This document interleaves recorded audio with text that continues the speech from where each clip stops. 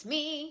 Vous m'avez oublié? Bon, si c'est le cas, c'est pas grave, je vous en veux pas. Ça va TikTok, vous allez bien? Franchement, vous m'avez manqué et avant de commencer cette vidéo, je voulais vous remercier pour tout le soutien que j'ai reçu de partout. J'ai reçu des commentaires, des messages privés, des personnes ont fait des vidéos sur moi, j'ai reçu des emails. Vraiment, j'ai été soutenue de tous les côtés, donc merci vraiment à toutes et tous, vraiment du fond du cœur. De mon côté, ça va beaucoup mieux que la vidéo que j'ai postée, où j'étais dans un état pitoyable et vulnérable, chose que je déteste être.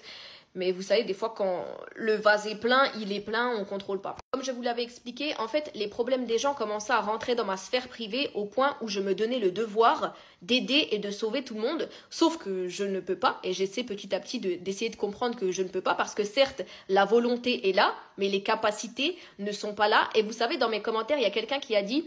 On ne peut pas vider l'océan à la petite cuillère et cette phrase, elle m'a fait beaucoup cogiter parce qu'en soi, certes, oui, ok, j'ai une certaine notoriété, j'ai une certaine influence, mais en soi, je reste une petite cuillère et oui, je ne peux pas vider l'océan toute seule. Donc j'ai ce qu'on appelle le syndrome du sauveur et en fait, ce syndrome est venu de certains traumatismes personnels que j'ai eus dans ma vie sans rentrer dans les détails. Mais pour vous expliquer, j'ai été dans des situations dans ma vie où j'aurais bien aimé qu'on me sauve et on ne l'a pas fait.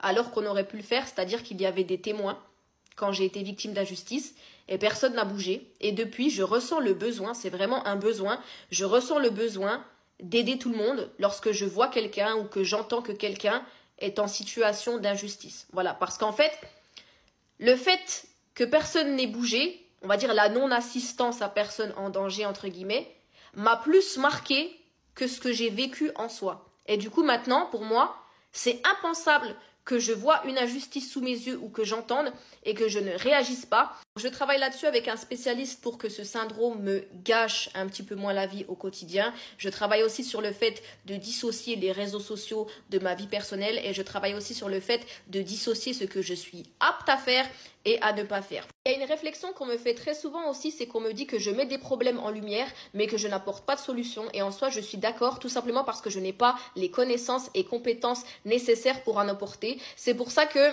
sans rentrer dans les détails, j'en parlerai dans une autre vidéo, mais je travaille sur un projet avec des professionnels, que ce soit des coachs, des psychiatres, des psychologues, etc., pour justement amener des solutions aux problèmes que je dénonce. Moi, j'ai une audience, j'expose les problèmes. Eux, ils vont amener une solution. Donc, je vous dis à très bientôt avec des solutions. Si vous voulez me faire un petit débrief de tout ce que j'ai loupé sur TikTok ces 2 dernières semaines, allez-y. Même si vous voulez que je réagisse à certains faits qui se sont produits, allez-y aussi.